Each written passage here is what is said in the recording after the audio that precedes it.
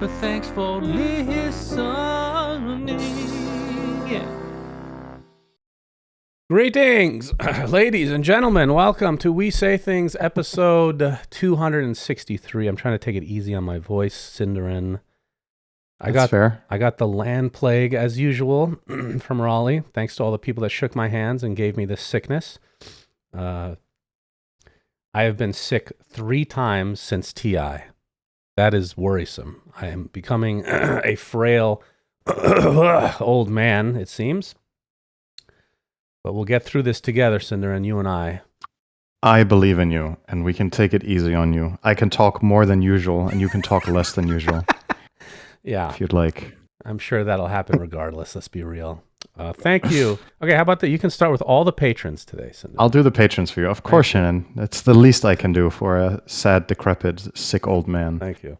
Thank you to Mechazor, Empire of Dirt, 10 out of 10 Goldblooms, Malicious Damage, Lakers in 5, Amish Toaster, Saw You in Raleigh, motherfuckers, No Matter Than a Hatter, Crownful Enjoyer, Captain Broccoli, Suns Nugget Boy STGC Daniel, Pepperballs, T-Coil, Vlad, Let's Have Puppy on the Podcast, Disco Farm D, The Mecha Pope, Shark TM, Janie, Dop, Wooden Aftertaste, Anonymous, and at Easter in Denmark, kids sent Gegebreu. Guess the sender or give a chocolate egg, Mr. Niebling. I knew that one. How did you say that? Gigabreva? Gegebreu. Big Gigabreu. Gigabreu. So explain what that is exactly.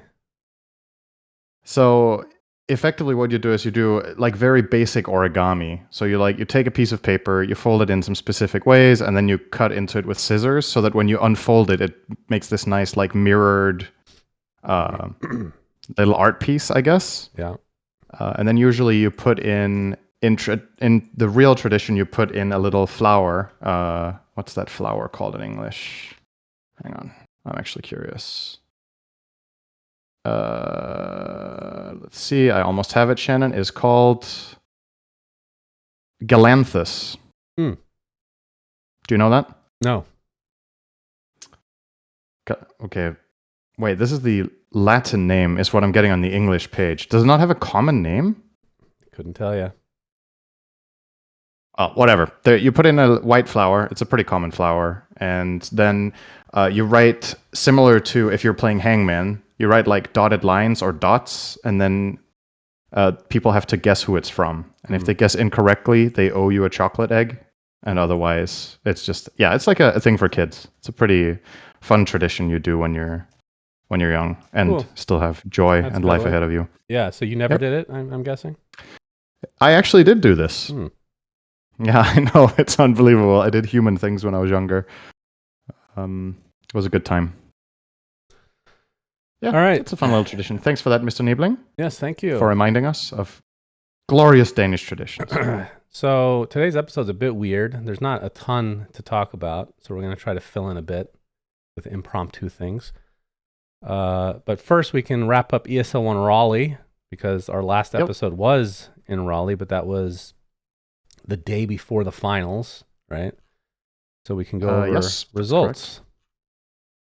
Sure thing. And we can also talk about our final pickleball experience, which was not great. Go ahead. I had a great final pickleball experience. I was very happy.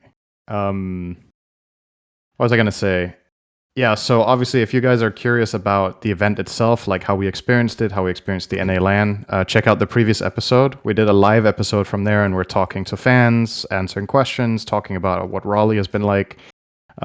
So yeah, there's no point going over that again. Just check the previous episode for that. For this one, let's talk final results, and then we'll break down our predictions. And I should add for the predictions, as we update that, we have not done predictions for Wallachia Season 4 because you were sick. We skipped a week, and therefore that tournament is already halfway. So we're just glancing over that for our predictions, but then we'll go to the next tournament instead and continue the predictions. Okay. Yeah, so Raleigh, it was, I think there weren't really that many surprises, I suppose, overall. More so probably negative surprises than positive surprises. Tidebound didn't even make it out of groups, which I actually am a little bit surprised. My expectations for Chinese teams are still obviously not super high, but I thought they would at least make it out of groups. When will you learn? I don't even. Oh, please tell me I didn't have them dark horse. We'll see that in a sec. Yeah, so Parvision, Spirit, and Falcons Tundra make top 2 in their groups, which means they start upper, and then third, fourth are Liquid Nigma and Betboom Avulus. So Avulus scraped by, which is nice for them. They got out ahead of Tidebound and Heroic, and in the other group, Shopify and Talent got knocked out. And then as the bracket progressed, approaching the final day, it was very much Eastern European domination once again. 3 out of the top 4 in this tournament were Eastern European teams. Yep. So Betboom, Spirit, and Paravision were all in the top 4. And as we got into the top 4 stage, Paravision knocked out Betboom in a bizarre late night fest. This was the last series of the day. Cap was casting this with Avery. Game 1 was 55 minutes. Game 2 was 74. And then game 3 was 28. And the 74-minute game, nothing was happening for half an hour. So this is always a fun... We love games like that, casting it, because we just get to dick around. And they really embraced that too. They were playing with the crowd. They were cheering for... The crowd started cheering, "Let's go farming." And they were cheering at the kobold. Whenever it did the drinking animation, they would drink with it. And they started going crazy when a team took a tower because it was so boring. Some games go that way. Third game was a total stomp, though. So Paravision took them out. So Betboom got 4th. And then on the lower bracket finals day, Paravision also took out Tundra 2-1. So they knocked out Betboom 2-1, Tundra 2-1. And then in the grand finals, they faced off against the final boss team Spirit. And they took them out 3-1. And those games were actually almost the exact same length, all 4. It was like 40-minute games, pretty decisive in all of them who was going to win why. And that means Paravision take another LAN. So big congrats to them. Obviously, I know I believe you're a pretty big fan of No One since back in the day. Yeah. Pretty cool to see him still going strong. Yeah, I love seeing He's 26. We're making it talk like he's super old, or 27, sorry. He's an old man, though. He's 27 to be 28 this fall. But yeah. Really, it was a great tournament and a great experience. And once again, check the previous episode for more about that. I mean, I'm more a fan of people when they find great success early on and then they just fall off the face of the earth for whatever reason for many years, it feels like. And then they actually come back and prove that they still got it. That's why it's like the Seb story, No One as well. Yep. So it's good stuff. It's good for Dota. For sure. Okay, let's talk about our predictions. So now I just went over what happened. So my top 3 were, in order, number 1, Team Spirit. So not quite, but close. I get 1 point. Then my second place team was Team Liquid. They got, what did they get? 5th, 6th? Yeah, 5th, 6th. So that was not good enough. And my third was Falcons, who also, I believe, was that the other? They are the other 5th, 6th team. So I get 1 point. Yeah. And you had first place Falcons. So that's 0. You had Betboom in second. That's 0. Fuck me. And then you had Tundra in third, which is a snipe. Ooh. Because they got exactly third, so you get 2 points. Oh my goodness. We've had very few correct, like on the dot. Is that our first That one? might be the first. That's the second one. You've had one other time. You got Tundra in first place at Fissure Playground number 1. Look at that. Okay, our dark horses. My dark horse, Team Tidebound top 4. They did not make it out of groups. Very nice. And White Donkey Tundra not top 4. They got 3rd. Fuck yeah. And your dark horse, you had Nigma top 6. They got 7th, 8th. So you were very close. And you had Liquid not top 6. They got just top 6. So you were very close again. Damn it, Liquid. I was actually super close to you just destroying me. But, all right, that's the conclusion on that. So you get 2 points and I get 1, which now puts you at net point. 15-9. Man, you're getting smacked around. I'm getting destroyed in this. And what did we decide? We decided TI was the final one, right? Sure. We can cut it off at TI if you like. Okay. That's fine. Let's do that. And I bought so many meals for Cinderin that I believe my meal is upgraded. The one that you already owe me is right. upgraded. So you got me like 2 different dinners when we were out with your family that were there, and a friend of yours, and then you covered the pickleball as well. So I was like, Shannon, I'm happy to pay you back, or we could just upgrade your dinner to an actual. At this point, I owe you enough. The $100 dinner is upgraded into some $250 or $300, so we can get a true like good Michelin experience if you want at some point. Yeah, that sounds good. I think that's the level we're at now. That's what I owe you. So we also played pickleball. We actually didn't watch the finals. Right after we cast lower bracket, we went straight to pickleball. And You're obsessed. I was so sore. I was so fucking bad. I could barely move. It was a mistake to play again. My body can't handle that much pickleball, it seems. Because I'm used to playing twice a week, but I don't go that hard because the people I play with, I mean, it's not like they're bad, but I'm just better, right? So I don't have to work as hard. But like playing with you and like Charlie's really good. I got to actually work hard, and it just destroys my old body. What can you do? Speaking of, your mom was very impressive at that game. I was very. Yeah, you said she was better than me, and it really disappointed me. You laughed it off, and I clarified. I think your ceiling is higher, but she's more consistent. I'm pretty sure you agree with that too. Yeah, she makes very few. She was saying the same, just like criticizing you when you're playing. She's like, you're making too many mistakes. It's because I try to slam everything, because that's what's fun you try to go hard. I mean, honestly, that is the way to get really good at this, is that you push yourself every time, right? That's right. And overplay until you get it right. But yeah, how old is it? She is again? Was it 70 something? God, how old is she? Yeah, let's just say 70 something. I have no idea. Yeah, she is very sporty for her age, and a good spirit. It was great to meet. Way better. We didn't talk about that, I think, at the live episode, but your brother, your friend Sean, and your Spawn. Sorry, not Sean. He doesn't have a real name. It's just Spawn. Yeah. I know his real name too, but yeah, your mom and them, they were great company. It was a lot of fun to hang out with. We went to, I think, 2 or 3 dinners together, and then pickleball. The whole gang. So that was a great time. Yep. Yeah. Very memorable. Right. Thanks for joining us, Cinderman. Yeah, for sure.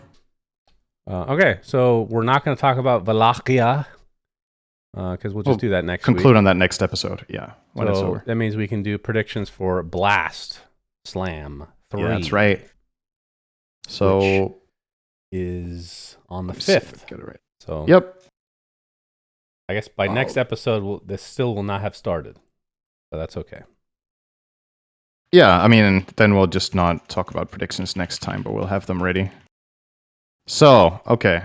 Blast Slam 3 is being played from May 5th to May 11th. It looks like it's the exact same format, and there is, once again, for that reason, 10 teams, which are Team Liquid, Tundra, Falcons, Spirit, Aurora, Extreme, BetBoom, Gaimin, Powervision, and Tidebound. So pretty much the top 10 teams in the world, honestly. Maybe you would make an argument perhaps that Extreme is not in there. And Gaimin is maybe a little bit of a question mark. But all in all, this is super packed. Mm-hmm. It's like basically all of the best teams. So this is going to be mega competitive. And this makes it very difficult to predict it, because this makes it a good one, because there's like no gimmies really. And I also feel and like Dark Horse needs to be quite high. Do you feel like too. we're due for a patch? Like a letter patch? Yeah, I would think so. I would actually expect a letter patch to come out before this tournament, but we'll see. Also, just speculation based on some patches that have been going out on the test client. I do not play the test client or anything, but this just people are like tracking when the client gets updated in the database. So that could be something on the way for the end of spring here. Could also just be spring cleaning. I don't know. We're due for that as well, I would say. Yeah. Okay. How do you want to do this? The last time we did it, I think we did top 3, and then we just said 3rd, 4th is the same. We can just do that again. So just streamline it with every other tournament. Yep, it's fine. Okay. Let's see. So I can go first. Wait, you said we do top 3, but 3, 4 is the same. Yeah, so you pick 3 teams, and if they get 3rd, 4th, that's the same as getting 3rd. Okay, so it's easier. Right. Give you a handicap. Okay. Yeah, technically, because 4 teams would now be correct. That's true. Okay, because this is single elim, so it's just there is no third place finisher. And the problem is we don't know groups yet, so this is more in the dark than usual. That's honestly, I think that's fun in a way as well. That's fine. You kind of have an idea probably who is seeded and who isn't seeded, but honestly, it could be if they're making groups based on what happens in Wallachia as well. Then a team like perhaps Aurora does really well, and then suddenly the seedings are different. Okay, I will pick my top 3, which will be in second place, Parivision. I need to figure out who beats them. Hold on. Third place will be Team Spirit. And first place will be... I know what you're thinking, Shannon, but I'm not going to say Tidebound. Don't worry. Yeah, that's definitely what I was thinking. First place will be... I'm going to go spicy on this one. Gaming Gladiators. Wow. I mean, if you're right, this is going to get you back in big time because I ain't touching I kind of need to make some bold choices now or I'm never catching up, so I kind of have to try. All right, my dark horse is Aurora top 3. So third, fourth, right? Is that a dark horse? Is that dark horse? Does that count? I mean, considering there's so few teams, maybe. It's a pretty stacked tournament. Yeah. I'm just thinking if third, fourth is setting the bar too low for Aurora, but like there's Parivision, Liquid, Tundra, Falcon, Spirit. Going back and forth though, right? You shouldn't be picking all your stuff first. Oh, sure. Yeah, okay. All right, I'll think about it a bit more then. You can go first. All right, so top 3 for you. 3. I'll say you said Paravision second? Yeah. I'll do Paravision third. Okay. All right. I will do Tundra second, Spirit first. Okay. And then next was Dark Horse or White Donkey? Yeah, I should do them now, right? So we alternate. Well, but then I should do one first because that's actually alternating. Okay. This is like a snake you mean like draft. that? Yeah, sure. Okay. So yep. I'll say, okay, I'll do White Donkey. Falcons 5th, 6th. Is that acceptable?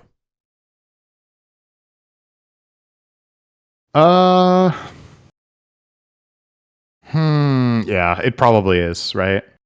But that's probably the absolute highest that can be White Donkey territory for them by now. Up to you. Yeah, I think that's fine. I'll keep my dark horse. So I'll do Aurora top 4. And then you do your dark horse and I do my donkey. So you're doing Aurora top 4. That's probably who I would have picked. You can do the same. No, that's not fun. Jen, there's both extreme and tidebound. Yeah, not touching. Wait, what do I get for that? What are the odds? 7th to 8th? Chinese team not dead last 4 points. Dark Just hope they're in the same group and one of them makes it out. Well, so I can mention the teams that you had in your that you did not have in your top 3, and therefore you could have as dark horse if you want to Liquid hedge your bets. Top 4, right? I don't think that's dark horse. Really? Yeah, I think Liquid are still considered a tier above Aurora. Well, maybe so Liquid needs to be top 2. I would put Aurora over Liquid right now. Still, you would? Yeah, and I know they haven't been together that long, but I mean that's just personal opinion. I'll take these odds any day.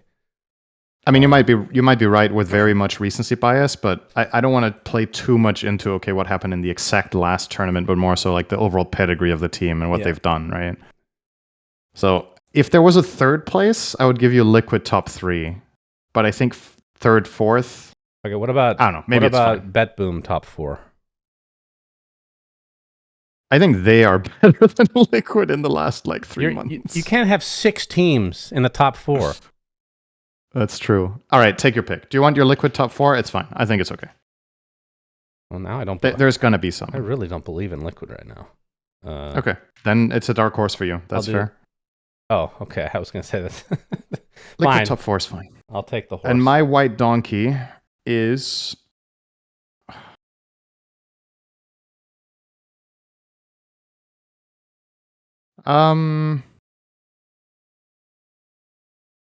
Tundra not top 4. Oh, wow. Okay. So yours was Falcons not top 4. Yeah. Yeah, I guess it's kind of similar. Yours is more bold than mine, though, I'd say. A bit, but I need something big to happen. If I go too close to you, you're just gonna stay ahead by 5 points until TI, and then I can't win. Tidebound to win this tournament. It's gonna be so fun. So funny. I mean, I would have never picked them anyway. Okay, it's locked in. Okay. You are, once again, just a reminder, you're ahead by 6 points, and a clean sweep week gives you 10 points is the perfect score. That's where you have the top 3 in exact order and your dark horse and white donkey come true. I mean, the best week we have had so far in any of us is you with 5 points at Blast Slam 2. I don't think we're ever going to get a perfect score. I think it's pretty hard. That's extremely unlikely. Especially when you hedge your bets, it's not possible, right? Yeah, for sure. But I think both of ours this time could be completely true, fully. It's very specific, though. All right. Next on the list, PGL came out with a long-term commitment to Dota 2 blog post where they basically talk about how they are doing a mega shit ton amount of tournaments in the next few years. They had kind of done this before, but this is even more of a commitment now. In just 2025, they've actually moved this. So Wallachia Season 5 was originally November, I believe. Now it's June. And then there's another one in November, so that's going to be the 6th. Then unnamed tournaments, which I assume most of these will be Wallachias, but 3 in 2026, 4 in 2027, and 4 in 2028. So kind of seeing the benefits of third-party tournaments kind of opening up a bit, but at the same time, we're not seeing what I would want to see. Maybe this is a discussion after you react, but I want to see more tournaments do different formats, not just like Swiss versus group stage or whatever, round robin, but different modes, because since the selection process for TI is kind of hidden now, it's back to being hidden again. You can kind of do whatever you want. It's still going to be considered a top tier tournament if the good teams come. But I think spicing it up every now and then with a captain's draft or elimination mode type, whatever equivalent, I think would be very nice. Because I think right now, and this was kind of the case before when we had minors and majors, we had tons of tournaments back to back to back. It feels like people are getting desensitized a bit. And I think that would help make it easier to digest for the average viewer. But this is still amazing news for Dota, obviously. It's amazing news for Dota for sure. There's a couple of things here to unpack. The first one is there's one more tournament in 2027 and 2028. So there's potential speculation at play here that maybe both of these years PGL are planning a LAN with a crowd, which is the hope, right? We want more. You want more different modes. I agree with that 100%. I also want more LANs with a crowd. I think it's just a different beast. It has way better viewership. It's more exciting to be there for everyone. Even if you're playing for the same prize money, the stakes are just different. It's something else. So it would be cool if PGL could make one of these tournaments a LAN and then with a crowd, and that might also be why they're planning it so far ahead, because this way perhaps they can get some good deals on venues, or they can do some really good logistics that will make it more profitable and easier for them to run. So that's what I have my fingers crossed for, with the extra tournament being added in 27 and 28. It's interesting though, if you look at 27 and 28, the last two tournaments are actually pretty close to each other, right? They end late October and start early November for the 3rd and 4th. That's a bit weird too. That's true.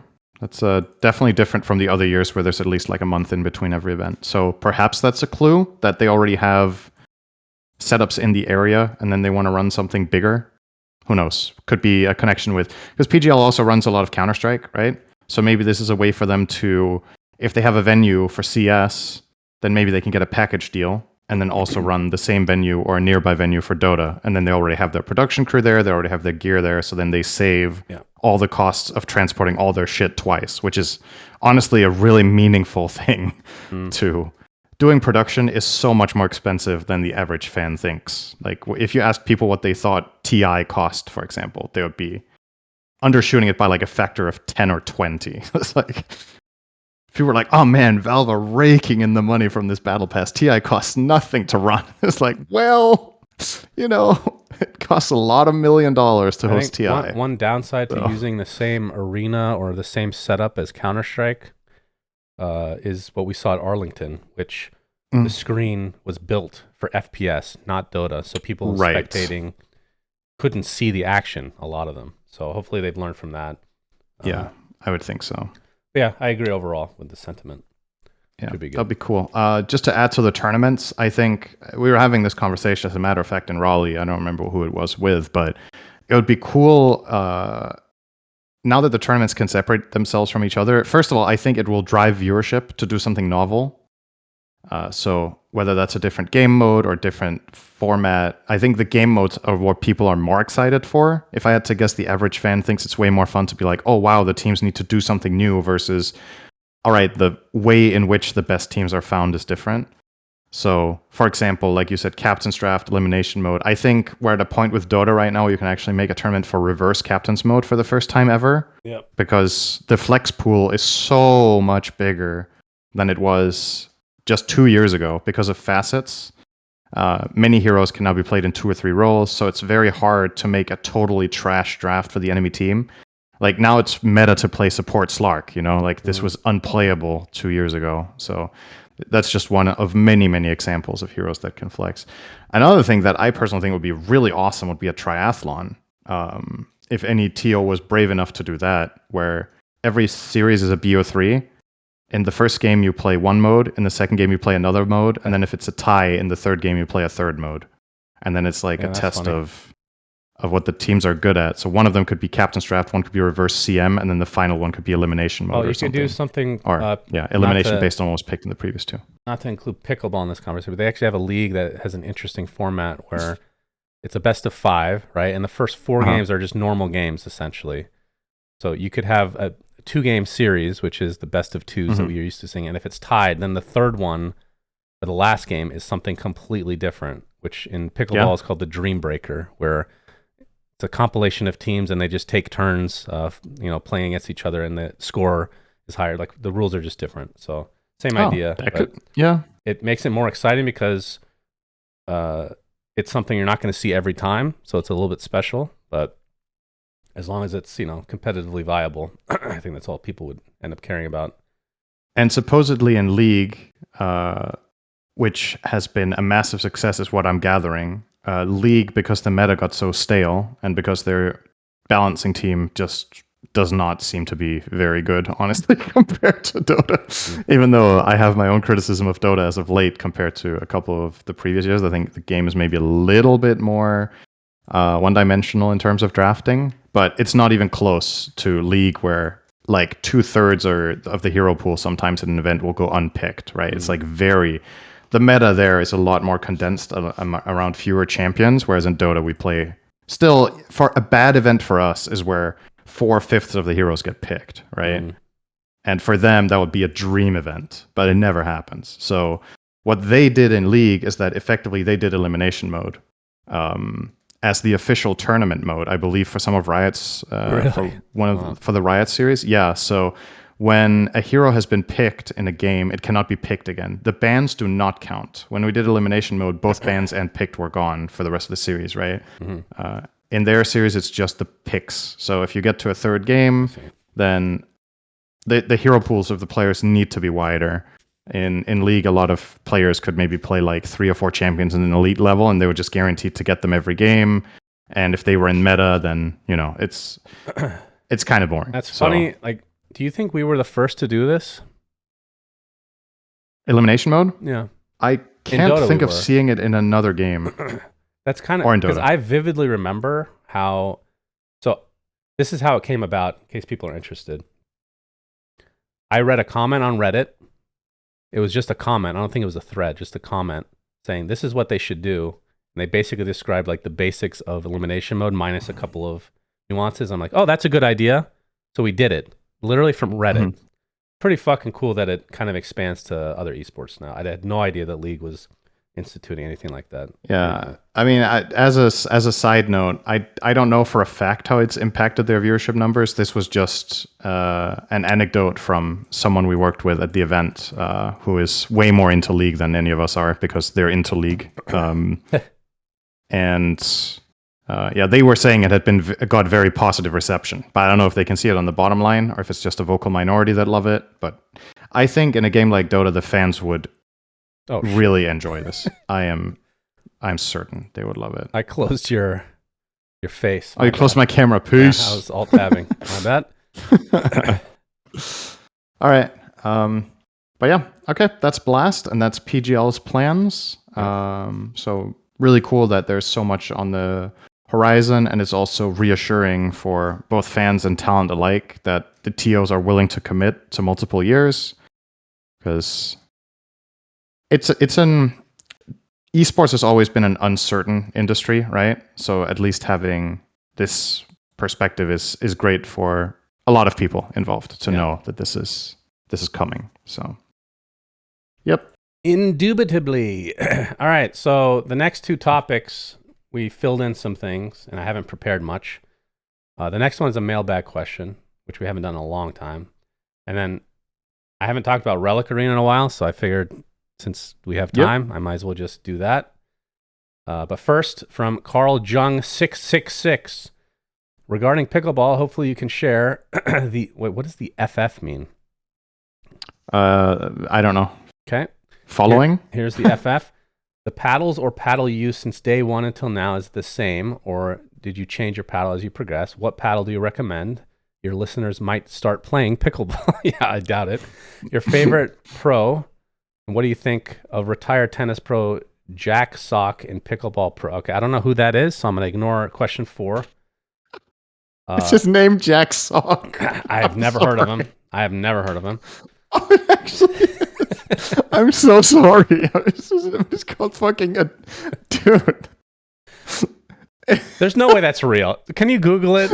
I just Googled him. Jack Sock, that's American real? Tennis player. It genuinely sounds like what his dad used to use when he was fucking in his dorm room. Yeah, exactly. The fucking Jack Sock. And what do they call a sock that you jerk off into? Is that a Jack Sock? Anyway. I don't know, but the fact that comes to mind is...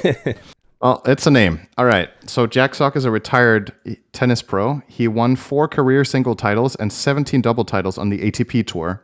Career high ranking of number 8 in singles and number 2 in doubles in the world. Okay. Well, I'm a huge fan of Jack Sock. He's an elite level tennis player. I'm a huge fan because of his name more than anything else. Okay. So the first one regarding the paddles that I started, I bought like a $60 paddle, which seems I don't know if that seems expensive, actually. It was just when I started playing. That's like the starting paddles. And it was fine. And then I started getting a lot better. And I realized that it's probably time to upgrade. And I wasn't sure if upgrading was worth it or if it was like, because they're pretty expensive. And I thought I just assumed it was like overpriced. So I went to a local place where you can actually rent paddles, and then you can just switch them out. So you can figure out which one you like, and then you buy a new version of it when you're ready. So I did that, and I went through a couple paddles, and I found one I really liked, which I think the name, it's CRBN, so Carbon 1X Power Series. I knew that I really wanted a power paddle because, as we've talked about, I really like slamming the ball. But something I was not anticipating. Well, first of all, it made it even more powerful. My serves were fucking crazy with this thing. So the difference was huge. So going from a $60 paddle, this one, like $220, pretty fucking expensive for a paddle. That's like one of the higher echelon. I think 300 is like top of the top. But something I was not anticipating is my dinks, which is when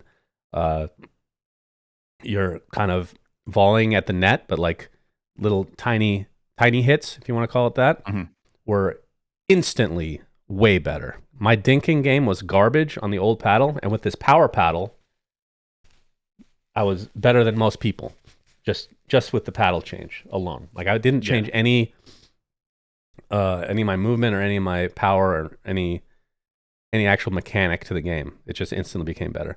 And you, I believe, were using one of my shitty $60 paddles that you broke, incidentally. Hey, we need some context on this. This makes it sound like...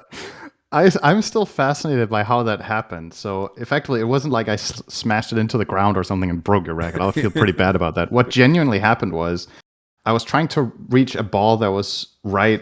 It's like, how do I explain this without showing it on camera? Basically, the ball had just touched the ground, and my paddle was about to like try to scoop it up as it was hitting. And then I think it hit under the paddle and bent it, essentially. So the force, when it was ricocheting off the ground, the grip just came loose. Yeah. The handle just came loose. It was like really weird. It was an older paddle. But fortunately, you weren't using it anymore, so you didn't really care. So that was good. Otherwise, I would have felt bad. But yeah, the difference when I tried your other one was, I tried your other one. It's much nicer. So if you're just starting, I would not recommend a $200 paddle. Just start with whatever. But if you start really getting into it, if you want to get better, the paddles make a huge difference. And I guess the second question is, what do you recommend? The Carbon series, I think, is extremely good. But that's more power, even though my dinking became better as well. Not sure. Haven't really tried that many other paddle. I tried one that had like a hole in the middle almost, like the bottom middle of the paddle. Did not like that one. I forget the name. But yeah, I'd recommend like just renting them out and just testing, because that's the only way to know for sure. I guess the perspective that I can give on this is, since I'm in a different position than you, because I was playing for the first time, but as someone who used to play a lot of other racket sports like tennis and badminton, I could very much tell the difference between the paddles immediately when I tried them. So I think if you're someone getting into pickleball, but you've played the other sports, I would say it's worth it if it's a sport that you think you want to commit to and you want to play a lot. Like, if you're just playing for fun and just to try, obviously just start with whatever, like Shannon's saying, right? But if you're an experienced player, I think the fact that when I was playing for my second and third time, when I was trying your Carbon and whatever place we were playing at had ones you could just try and play with. I played with the Carbon 2X, I think they had there. Yeah. I was like, it was noticeably improving my play immediately, especially on backline play, to have a power paddle. So yeah, I would definitely say, among the few things I tried, that was also the best, was the Carbon ones. So they were very good. And then finally, what pros do I like? So I told you about this pro named Anna Lee Waters, Cinderin. She's #1 in the world in pickleball. She has, in the last 3 years, I think she just turned 18, by the way, just to give you an idea. The last 3 or so years, she's been #1. She has a 95% win rate, something like that. She wins like every tournament. Jesus. It's absurd how much she wins. So, of course, I can't be a fan of her because I'm a Suns fan, so I have to go for the underdog. So I go for the #2, which is Anna Bright, because she's beat Anna Lee Waters a few times. I actually saw it in person. It was awesome in Mesa, Arizona. That was the first pickleball tournament I've been to. It was really enjoyable, actually. I was surprised how much I liked it. Yeah, I'd go for her because she's very passionate. I think they're actually teaming up now, so they're kind of doing the LeBron James to Miami Heat kind of deal. In doubles, or? Yeah, in doubles. Because pickleball is like, the pro tour is kind of cool because every tournament, you have like the entire tournament, you have singles, so which I don't personally like. So it's men versus men, women versus women. Then you have doubles, which is women versus women, and men versus men. But then you have mixed doubles as well. So same as badminton. Part of every tournament tennis has these compositions, which I think is really cool. And I think in tennis, okay, I'm not going to say I know for sure. My feeling in tennis is the men versus the women, it's not close, right? Whereas pickleball, it's a lot closer. I could imagine that being the case without knowing for sure. The men will typically, if the men or the women, they'll typically take up like 70% of the court, so they'll still take most of the shots because they can hit harder. But somebody like Anna Lee Waters can actually like compete with the top pro men. Like, she's really fucking good. Like the top. That's really cool for a sport because that's very rare. Yeah.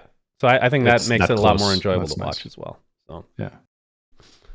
I was always a fan of the format of mixed doubles. I grew up with it both in tennis and in badminton because it's like a traditional thing in like club games when you're playing against other clubs, then generally the way I remember it when we were playing our club games was that there were 6 games. There were 2 singles, and then there were 2 men's singles, and then there were 2 men's doubles, and then there was a mixed double and a women's single, I think. Those were the 6 matches you played every time, I think. And then you scored based on how many of the 6 you won. And I think they counted evenly. So you could get 0 to 6 points or something. Like the only sports that's how I remember it. that I've watched like somewhat regularly, at least in the past, was tennis. Like racket sports, that is tennis and pickleball. Tennis, I find doubles to just be not, like, it's not enjoyable to watch. Singles is great, and it's literally the opposite for pickleball. Singles I don't find interesting. Doubles is amazing. So I think that's a very popular opinion. yeah, it's pretty cool though. Okay, so moving on from that, Cinderman. What do you think of Jack Sock, though? Oh yeah, love them. Love those back in the day. Big fan. All right, so I did not really prepare for this very well. I'm actually just going to go on Steam. You're not going to see our faces here. Apologies. This is a blank screen right now. I'm literally just going to open the game up on Steam. All right. While you're booting this up, I can say that I played a few games of this in Raleigh with some of the other talent.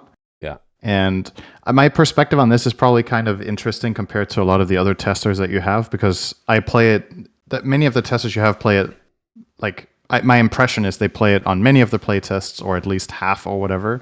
Yeah. And for me, it's like a chunk of time in between each time. So I get to see like this massive progress on each step.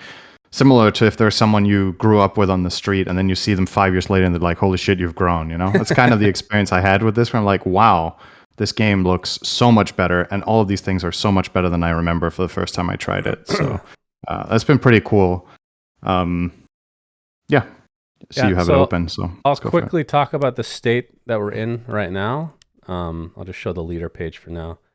So I guess the best way to explain the way that because I'm project managing this, the way that I look at it is there's 3 stages of development. And I don't mean that from like an overarching standpoint. I mean that from each person. Like, let's say we're making leader frames, right? Just the leader frames. There's 3 stages. There's the, what do you want to call, the first draft, which is literally just getting something in the game that looks like absolute shit, doesn't matter, it's placeholder, right? Then there's the second stage, which is, I mean, I haven't named these. So the first polish stage, which we're at now for most of the stuff in the game. So it looks good enough to have it like in the beta, but I wouldn't say it's 100% polished for like release. So most of the stuff in the game, I would say, is at stage 2. This version that you're seeing now, there's some things that are in stage 1, but internally they've been fixed. And I don't remember where we left off in like the last time I talked about the game. I know a lot has changed visually because I don't think you've ever shown the game, except you showed a clip of a demo where you were showing off you're showing off a relic, I think, on one of the units. Oh, I see. So like this cosmetic menu, exactly this is obviously very stage 1 placeholder. Nice. Right? Settings. There's like nothing. So I'm going to open up the training arena and we can pick whoever we want. I don't know who's the most interesting, honestly. I guess you want to see the bear. The bear. Here's the click effect. Sure. So this is the pyramids arena. We have some click effects that are not, or like things that you can interact with that are not working right now. They're not in quite yet. But this has gotten to a place where I'm very happy with the look. Like things just look way better now. I'm just going to spawn some, like this menu here is a bit placeholder. But stuff like this, when it's in sandbox, I don't care that much about at the moment. Let's do this. We added something that I love. I've been loving, and my head programmer, it took him literally 30 minutes to do this. So now I can move the camera around so we can see what the hell's going on. I'm going to hide their health bars and I can actually zoom in. So the tank... He did this in 30 minutes. He did this in 30 minutes. And you can tell that some of the arenas are not, like, we don't care that much about things being cut off and shit like that right now. And I mean, generally, I think the camera is going to be mostly for us to use, but I think it would be cool for people to be able to use it in the training arena. So that's what we're seeing here. Mm-hmm. So this is the tank. I don't know if I've shown the tank model. So this is the finished tank model. Looks a lot better than the old sumo. This is the new assassin model. She's like supposed to be like a French. I forget the actual theme. Let me switch and change her to the skin version. She looks French. It's good enough. Here's the mantis that I think we showed a long time ago. She has a bit of boobage here. A little bit of boobage action, as you can tell. Very good. You know your audience. That's right. Here's the witch. We renamed her from caster to witch. She used to be an old hag. Now she also has some boobage. I need a little boobage here. And then the ranger, I think, is the one that looks. I think his eyes are broken right now. Yeah, you can see his eyes are coming out of the lower portion of his eyelids. So need to work on that. You should keep it like this. Yeah, but I think like this arena, I think looks very good. Obviously, if I go back to this is going to be the viewpoint that you're going to be having most of the time. And I guess I'll show another couple arenas real quick. So I'll do the sewers with the punch out click effects. Yeah, leaders have changed a bit as well. I guess I'll get into that in just a bit. So we haven't named this arena. Right now it's just a generic sewer arena. But I was thinking we could probably turn this into, like, I know Jenkins wants this to be like the London sewers or something. I thought it would be cool to make it I never remember the name. It's the Cistern Ballistica? I can't remember the name. You've heard of it though, right? Istanbul or Cistern Basilica? Yeah, Cistern Basilica. I don't never remember. Maybe that's a bad sign that I can't remember the name. I think a ballistic cistern would be quite different. Yeah. So this is what this arena looks like. I think we showed this arena to people internally, like within the Dota scene. And I mean, the shadows on this are a bit fucked right now, but they really like the dark and gritty. So we started to embrace that a bit. So if you remember what the Easter Island arena looked like before, which I know you've already seen this new version, but we've kind of taken that idea because the game that we're competing with, quote unquote, is TFT, and they're very cartoony. So we want to do less cartoony, more gritty, more dark. So Easter Island, this is what the version looks like now. Still has obviously clickable stuff. Let me spawn a couple units. So in terms of things that we've changed since the last time, again, there's been a lot that's changed. One thing you'll notice, the shop down here has 2 buttons. We got rid of tomes, which I don't remember if we ever talked about that. I don't think you ever showcased those on the podcast. Okay, so no point in talking about it. We had a lot of back and forth, a lot of huge decisions had to be made.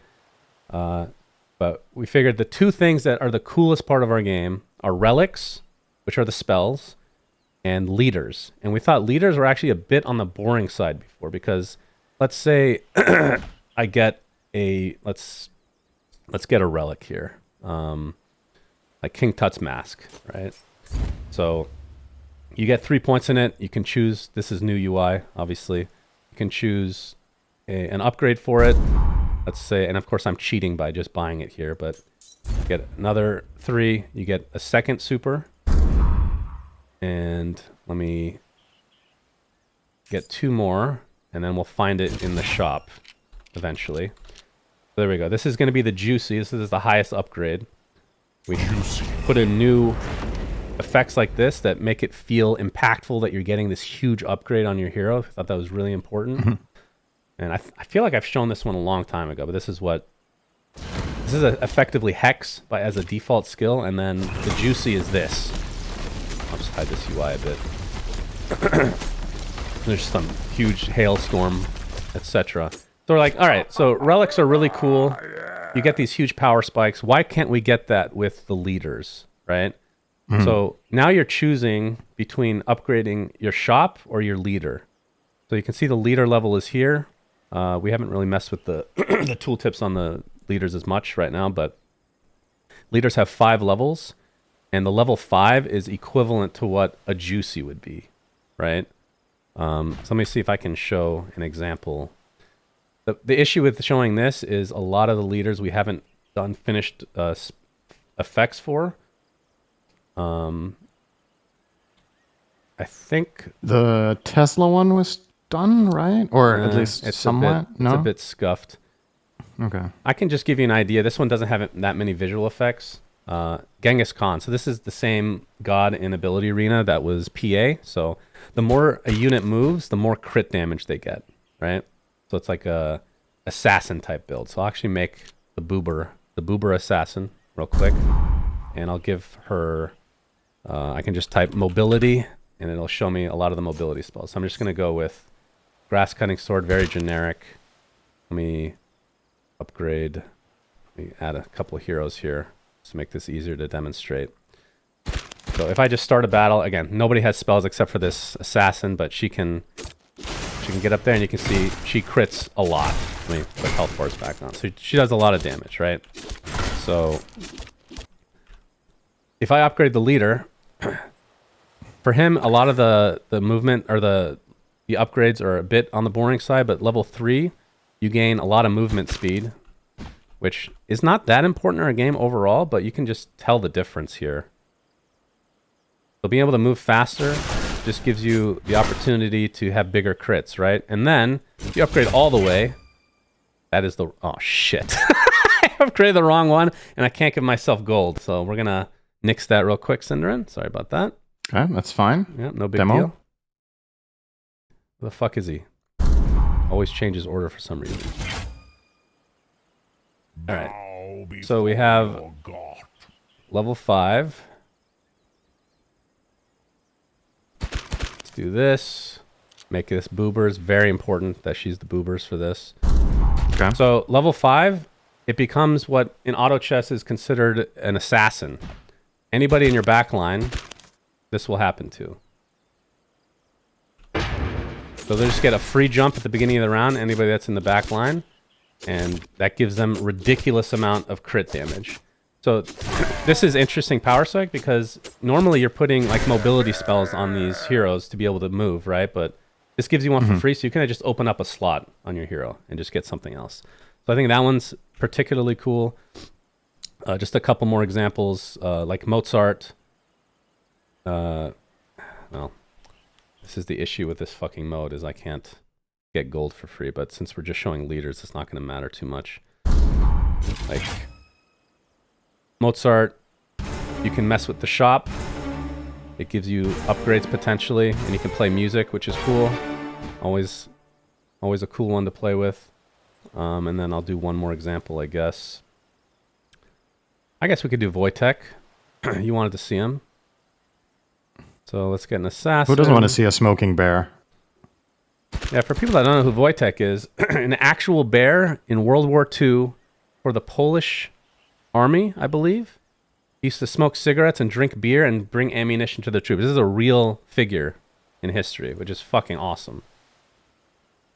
Let's do 3 tanks just to make this easier. So this is similar to a Techie's god that we had in Ability Arena, where I select a unit. In this case, it's the assassin. And every 15% of the 15% of the time when attacking, you lay an ammunition box on the ground, which blows up, an ammo crate. That's Wojtek's ability. So if we just see what the basic, let me put some attack speed on real quick.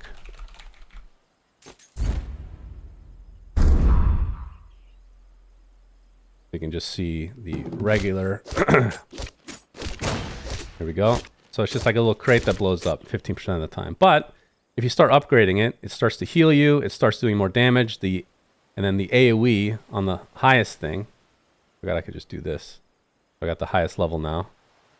Every time it goes off, it increases in size by 100, right? So let me delete this guy, and I'll put a special relic on this guy. Juicy. Sell that shit. All right, let's see what this looks like. So if it goes off enough times in a fight, it'll just be global, right? You can see it's getting bigger. They're not tanky enough to really survive that long, though, so... We're getting some really good RNG here. Holy shit, that's insanely bad RNG. What the fuck? Alright. Well, anyway, it can explode for a lot of damage in a huge AoE. So that's the general idea. So yeah, the changes of the game, power spikes on leaders have drastically changed, so it's more of a choice of if you want to upgrade your relics, you want to upgrade your leaders, you want to go for a little bit of both. We also add ultimates in the game. We changed that up by... So these things that have like the purple border are ultimates. So like the bazooka is basically Finger of Death, but just looks cooler. And then if I upgrade it all the way to a juicy, so we can see it go off for AoE damage. Of course, it stacks in damage as you get more. And then the last thing I'll show Cinderin, I feel like I'm... Let's see. I have a story to tell after as well. Sure. I'm trying to think of what the coolest looking thing is for like a juicy. So dinosaur fossil is kind of like refraction. It has a bunch of chickens that circle. I'll just show the base ability. You have a bunch of chickens that surround you that basically tank damage instances, and then when they go off or when they get used, they blow up for a little bit of damage and they mini stun, right? And of course, chickens are a descendant, Cinderin, of dinosaurs. So what happens when you get it to juicy? Let's see. Then all of them are dinosaurs. Not quite. A T-Rex head comes out. It's basically Medusa ult, if you want to look at it that way. So huge, like, crowd control. There's another fossil, which this one, it does not look super great at the moment, but internally we do have it fixed. A mammoth fossil is effectively Sand King ult, but if you get it to juicy, when it goes off, you have, you have mammoth spawn that push units around as they hit you. So it's a displacement thing. Actually does a lot of damage, Jesus Christ. But yeah, it's Stampede. Right? Just a couple of examples of that one's an alpha animation. Yeah, that maybe one, beta. That one needs a little bit of work. That one needs a little polish, I think. But the idea of it is fun. And here's the toilet Cinder that everybody wants to see, of course. Yes. Okay. So here's my story. So Lyrical just came into chat and said, "Get flushed." So one of the fun things about testing a game when it's in the early stages, whether it's alpha or beta, is when something really unpredictable and stupid happens, and it's just a really good laugh for everyone. Yeah. So I was playing a pretty close game, and Lyrical and I were the two last players left, and we both had quite a lot of health. We did much better than the field, so we had a couple of rounds in us. And I was fighting Lyrical, and one of his units had the Gaben tier toilet, I think it was. And effectively what that does, you're obviously going to explain this better than me, but I'll tell it from my perspective. I'll just use it, I guess. When you interact with someone and you cast the spell, you like flush them down the toilet, and then I don't know if they're like stunned or take damage or whatever, but they're meant to come back out of it again after a certain time. Well, what happened in my game with Lyrical was his guy would just flush one of my units down the toilet and it would never come back up. So it was just one-shotting my units. So you see the flush here, and now they're stunned above. Mine got literally sucked into the ground and never came back up. Can you explain what it was that happened? Because when you gave the rationale, it was really funny. I think it was something to the effect of... So yeah, this is something about movement speed, I think, or something. So when... Oh, because one of the units had 100% status resist. That's right. So when you're flying through the air, technically without status resist, you're not flying anywhere then, right? So it just like fucked everything up. So your unit just was hidden forever. Right, yeah. My unit had 100% status resist. It was sent into the toilet, and the thing that's meant to bring you back out is movement based on status resist. But since my status resist was 100, yeah. I was stuck underground until the round ended. Yeah, and you lost every round because of that. So I lost like 2 or 3 rounds in a row. I was like, fuck this, you know? And then I just moved the placement of my units around, and I think he just flushed another unit, and my strong unit got to win or something. But it was kind of... That's how a lot of game testing goes, is that there's something you did not consider at all, some edge case, and it makes you really appreciate and understand how it's so difficult to nail it with Dota as well, right? With some of the stupid bugs that come out sometimes. Like, this is a game that has significantly less depth on like the number of interactions and crazy spells and shit and stuff that happens in Dota. And here as well, there's something you haven't thought about, and it just fucks some interaction, and you need to fix it after. It's fun. It's and this game as well has a lot of complexity, by the way. So I would imagine a game like this, if it gets released to thousands of players, then shit's just gonna break, you know? Like, there's gonna be something you never thought about that you're gonna have to fix. That's the other thing. We have really cool. So I guess I'll end with the state. We're very close to closed beta now, finally. I think enough of the UI is in. Again, some of it's been polished even more in the internal version. But we're a couple weeks away, maybe, hopefully, from being able to throw out the invites to closed beta for all the people that kickstarted. There's going to be a lot of people because they also get a free friend, most of them, that they can give access to. So we're going to have a huge injection. Pretty excited about that. But yeah, that's the state of Relic Arena right now. You can wish It's really list cool to on see how Steam. much further you got. Yeah. Okay, so that will... Getting there. Oops, that's the wrong thing. There we go. By the way, as a final side note, Jack KBBQ Chen was a big fan of this game. Yeah, he is. And just really wanted to play it, and was in the talent room just saying, hey guys, let's play Relic Arena. He was pushing people to get some games going.